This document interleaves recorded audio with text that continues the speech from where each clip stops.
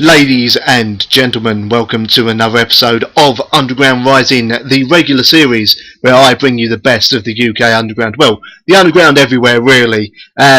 Today, I'm going to be reviewing the new EP, the debut EP, in fact, by a new UK band, Piss Viper. The debut EP is called Horned Hands and Hardened Necks. Now, who the hell are Piss Viper? Well, as always, allow me to explain to you who the hell they are. Piss Viper formed in 2013 as a result of a chance meeting between ex-One Dice vocalist David Malpass and Black Temanus guitarist Ray Davies. The aim was to create a band that played a blend of thick, dirty, bourbon-soaked riffage with that awesome vocal attack that Malpass was known for throughout the 90s with his ex-band One Dice.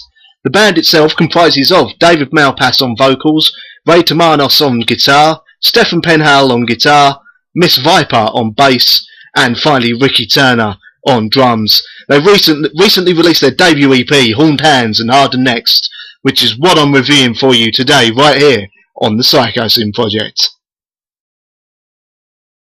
The EP comes kicking straight out the gate at full speed with the song Piss and Venom, starting with a very, very prime Slayer type riff, with Malpass sounding as pissed off as he ever did on any song with One Dice. Then it goes into a nice Pantera style riff, which switches between a nice Pantera style power groove with a touch of down southern fried sludgy rock. Then we get to the middle of the song where there's a breakdown where it goes into a full on sludgy style sort of riffing to break up the fast bits. Sounding a bit like Sabbath, fronted by sort of Southern Tranquil era Phil Anselmo. And then it goes back onto the full-on assault, full-on thrashing style of the beginning of the song. There's nice use of gang vocals near the end of the song to chant the chorus along with Malpass. And then it fades out in superb style with a Southern-styled riff. All in all, a fantastic opener to this EP. On to the next song. The second song on the EP is called Tell It to the Swamp. This starts with a nice sludgy riff, going to a high-speed southern rock-styled riff with Malpass screaming his lungs out over the top of it. Reminds me a bit of Crowbar at their finest. It maintains a nice sludgy sort of southern-style groove throughout the whole song, and then it goes into, in the middle, goes into a slow power groove style, again recalling prime Black Sabbath back in their heyday. It's definitely a song that's got to get heads banging and possibly some necks snapping, maybe even a bit of a pit going as well. Live, this is one of those songs that's really going to slay the crowds listening. During the outro, it goes into a cool, choppy sounding riff, and then it fades out with the band just playing that nice groove they've got going. All in all, fantastic track. Let's move on to the next one.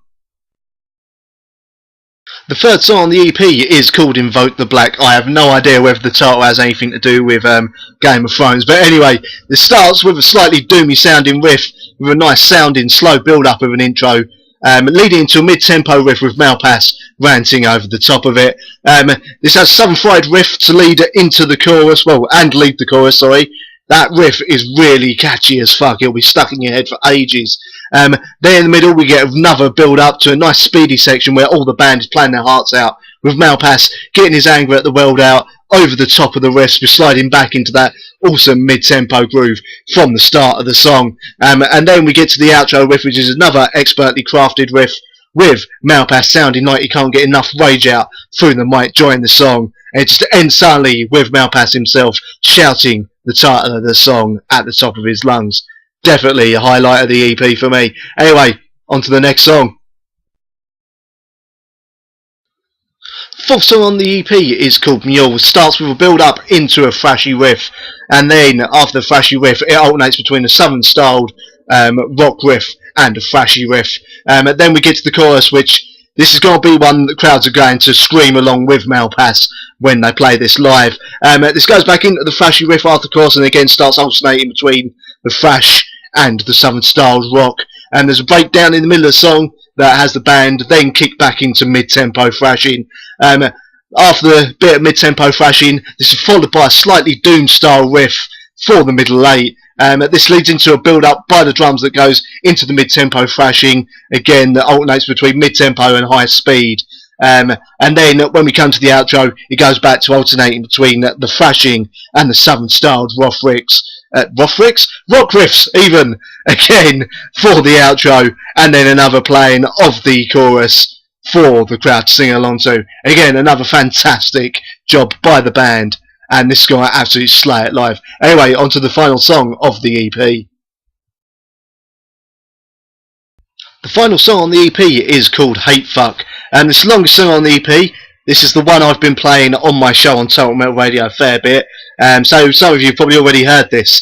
It starts with a nice sort of southern style bouncy metal riff, if you get what I mean. We're calling Pantera back in their prime. Riffing wise, this brings to mind the second album era Raging Speedhorn. We Will Be Dead Tomorrow, that's the one I'm thinking of. Mastepiece's vocals used a superb effect to emphasise the feeling of the riffs. This keeps that sludgy feeling, that sludgy sort of southern rock metal vibe throughout the beginning, then morphs into something a little bit thrashier at the 2-minute mark.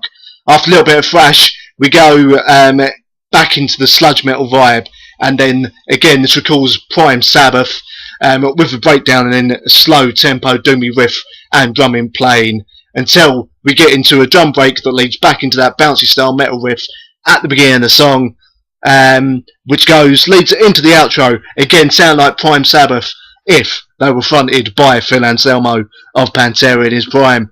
All in all, a very, very good song. It's what I've been playing out on my show, and one of my favourites on the EP. Anyway, on to my final thoughts.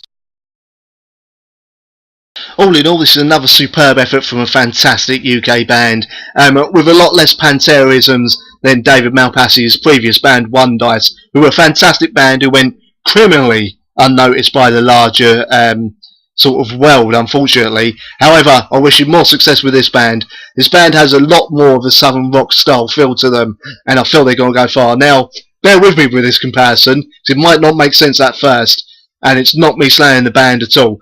Basically, what they're doing reminds me of what My Ruin have been doing for the past few years, doing that kind of hardcore style vocal over those sludgy, sort of southern rock styled riffs. Anyway, good to see David Malpass back as well with a new band. Hopefully I'll get to see them live. I'm sure that live this band will absolutely slay as One Dice did. Anyway, thank you for watching, everyone. I will be back again soon with some interviews I've got coming up, in fact, so keep an eye on my channel for that. Feel free to subscribe. I hope you've been enjoying the videos, and I'll be back soon. Thank you for watching, everyone. Good night.